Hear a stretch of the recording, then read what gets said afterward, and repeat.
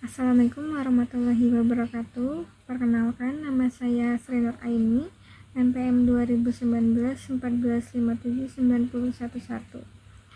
Saya salah satu mahasiswi di Universitas Undap Prasta PGRI, jurusan Pendidikan Ekonomi. Pada video ini, saya ingin memenuhi tugas mata kuliah Manajemen Pendidikan dosen Bapak Anco. Materi yang saya akan bawakan adalah perbandingan sistem pendidikan di Indonesia dan sistem pendidikan di Singapura. Pertama, saya akan menjelaskan tentang pengertian sistem pendidikan. Sistem pendidikan dalam pengertian umum adalah jumlah keseluruhan dari bagian-bagiannya yang saling bekerja sama untuk mencapai hasil yang diharapkan berdasarkan ketentuan yang telah ditentukan. Secara teoritis, sistem pendidikan terdiri dari komponen-komponen yang meliputi tujuan, peserta didik, pendidik, alat pendidikan, dan lingkungan. Selanjutnya, jenjang pendidikan di Indonesia. Jenjang pendidikan adalah tahapan pendidikan yang ditetapkan berdasarkan tingkat perkembangan peserta didik, tujuan yang akan dicapai, dan kemampuan yang dikembangkan. Pendidikan di Indonesia mengenal 3 jenjang pendidikan, yaitu pendidikan dasar, pendidikan menengah, dan pendidikan tinggi. Meski tidak termasuk dalam jenjang pendidikan, terdapat pula pendidikan anak usia dini, pendidikan yang diberikan sebelum memasuki pendidikan dasar. Pendidikan dasar merupakan jenjang pendidikan yang melandasi jenjang pendidikan menengah. Setiap warga negara yang berusia 7 sampai dengan 15 tahun wajib mengikuti pendidikan dasar. Pemerintah dan pemerintah daerah menjamin terselenggaranya wajib belajar bagi setiap warga negara yang berusia 6 tahun pada jenjang pendidikan dasar tanpa memungut biaya. Pendidikan dasar berbentuk sekolah dasar atau SD dan madrasah ibtidaiyah atau MI atau bentuk lain yang sederajat, serta sekolah menengah pertama SMP dan madrasah sanawiyah atau MTS atau bentuk lain sederajat. Selanjutnya, pendidikan menengah. Pendidikan menengah merupakan lanjutan pendidikan dasar. Pendidikan menengah terdiri atas pendidikan menengah umum dan pendidikan menengah kejuruan. Pendidikan menengah berbentuk sekolah menengah atas atau SMA, madrasah aliyah atau MA, sekolah menengah kejuruan atau SMK, dan madrasah aliyah kejuruan atau MAK atau bentuk lain yang sederajat. Yang terakhir, pendidikan tinggi. Pendidikan tinggi merupakan jenjang pendidikan setelah pendidikan menengah yang mencakup program pendidikan diploma sarjana, magister, spesialis, dan doktor yang diselenggarakan oleh perguruan tinggi. Perguruan tinggi dapat berbentuk akademi, politeknik, sekolah tinggi, institut. Perguruan tinggi berkewajiban menyelenggarakan pendidikan, penelitian, dan pengabdian kepada masyarakat. Perguruan tinggi dapat menyelenggarakan program akademik, profesi, dan vokasi. Selanjutnya kita akan membahas tentang sistem pendidikan di Singapura. Wajib pendidikan di Singapura berlangsung selama 10 tahun. Walaupun untuk meneruskan pendidikan universitas di Singapura dibutuhkan 13 tahun, pendidikan dasar, sekolah dasar, dan sekolah menengah berlangsung selama 10 tahun. Di akhir kelas 10, siswa akan menghadapi ujian GCE O-Level atau GCN Level.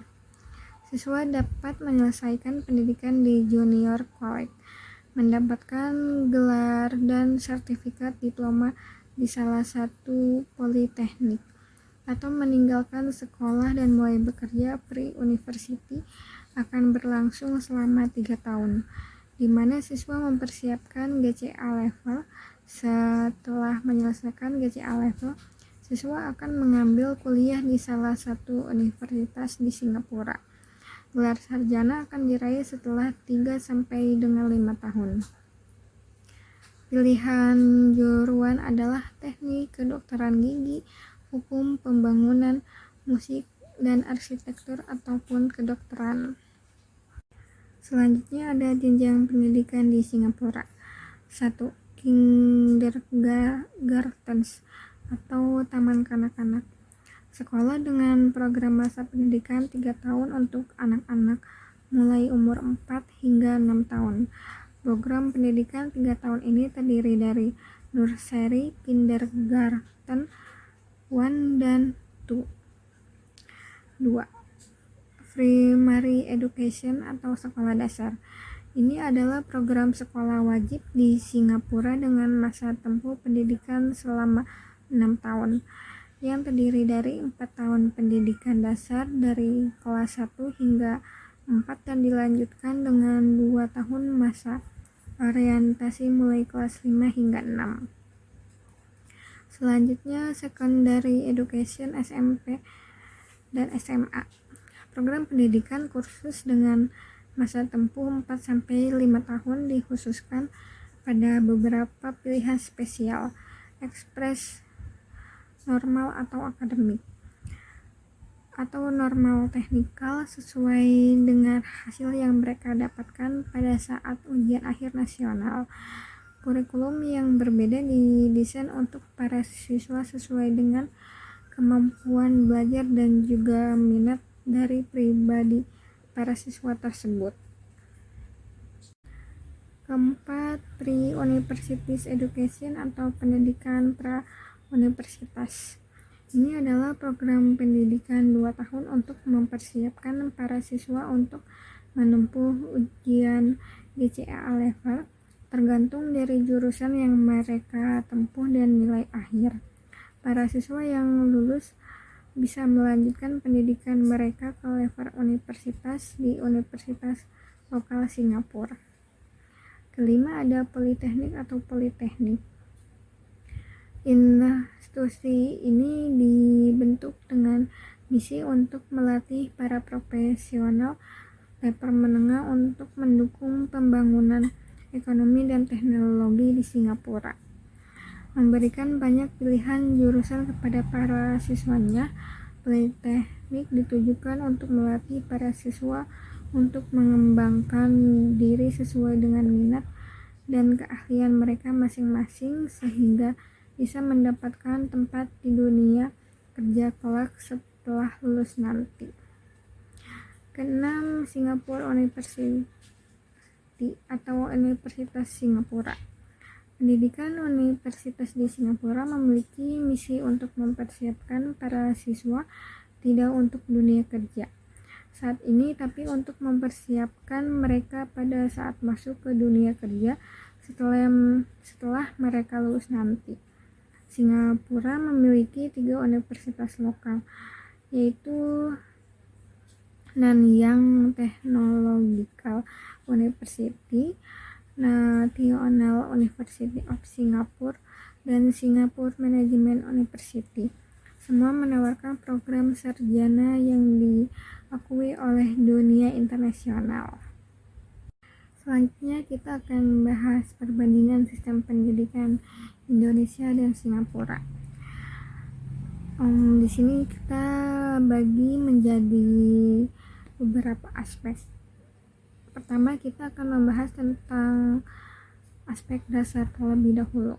Sistem pendidikan di Indonesia itu memakai Undang-Undang 1945 dan Pancasila. Sedangkan sistem pendidikan di Singapura pemikiran bahwa setiap siswa memiliki bakat dan minat yang unik. Kedua itu aspek tujuan. Sistem pendidikan di Indonesia itu memiliki tujuan meningkatkan ketakwaan, kecerdasan, keterampilan, dan budi pekerti luhur. Rasa cinta tanah air atau patriotisme, memupuk sikap membangun diri sendiri serta bersama-sama bertanggung jawab membangun masyarakatnya. Sedangkan di sistem pendidikan di Singapura yaitu membentuk masyarakat Singapura yang berbudaya tinggi dalam hal etika, disiplin, dan perilaku sosial sehari-hari. serta mengembangkan kreativitas anak didik khususnya di bidang teknologi informasi. Lalu selanjutnya aspek fungsi. Sistem pendidikan di Indonesia memiliki fungsi mengembangkan kemampuan serta meningkatkan mutu kehidupan dan martabat manusia Indonesia dalam rangka upaya mewujudkan tujuan nasional. Sedangkan sistem pendidikan di Singapura itu tidak memiliki aspek fungsi. Selanjutnya keempat itu ada aspek jenjang. Sistem pendidikan di Indonesia itu jenjang pendidikannya yaitu PAUD, TK, SD, SMP, SMA, lalu perguruan tinggi. Sedangkan sistem pendidikan di Singapura itu TK, SD, SMP, SMA, persiapan menuju kuliah. Selanjutnya aspek kelima yaitu isi. Pendidikan sistem di Indonesia itu memiliki isi 1. Pendidikan Pancasila, pendidikan agama, pendidikan kewarganegaraan, bahasa Indonesia, membaca dan menulis, matematika, pengantar sains dan teknologi, ilmu bumi, sejarah nasional dan sejarah umum, kerajinan tangan dan kesenian, pendidikan jasmani dan kesehatan, menggambar, dan bahasa Inggris. Sedangkan di sistem pendidikan Singapura yaitu bahasa Inggris, matematika, IPA, IPS, dan seni. Lalu keenam yaitu aspek faktor-faktor yang mempengaruhi pendidikan. Faktor yang mempengaruhi di sistem pendidikan Indonesia yaitu faktor tujuan, faktor pendidik, faktor peserta didik, faktor alat, faktor lingkungan masyarakat, efisiensi pengajuan di Indonesia, standarisasi pendidikan di Indonesia, kurangnya pemerataan kesempatan pendidikan, dan rendahnya relevansi pendidikan dengan kebutuhan. Sedangkan sistem pendidikan di Singapura yaitu fasilitas yang memadai, faktor biaya, faktor pendidik, faktor anggaran pendidikan, dan analisis kurikulum. Yang terakhir yaitu ada aspek masalah-masalah pendidikan. Masalah-masalah pendidikan di sistem pendidikan Indonesia yaitu rendahnya pemerataan kesempatan belajar, rendahnya mutu akademik, rendahnya efisiensi internal karena lamanya masa studi, lalu ada rendahnya efisiensi eksternal sistem pendidikan, terjadi kecenderungan menurunnya akhlak dan moral, kecerdasan emosional masih belum mendapat perhatian yang memadai. Sedangkan di sistem pendidikan Singapura yaitu kurang adanya hubungan yang harmonis antar guru dan murid. Dan sedang permasalahan terbesar di Singapura adalah tekanan yang luar biasa dirasakan para siswa untuk bisa lulus tes dengan nilai sempurna. Ini merupakan alasan bagi banyaknya kasus depresi dan bunuh diri di kalangan para siswa. Demikian dari penjelasan saya, kurang lebihnya mohon maaf. Assalamualaikum warahmatullahi wabarakatuh. Terima kasih.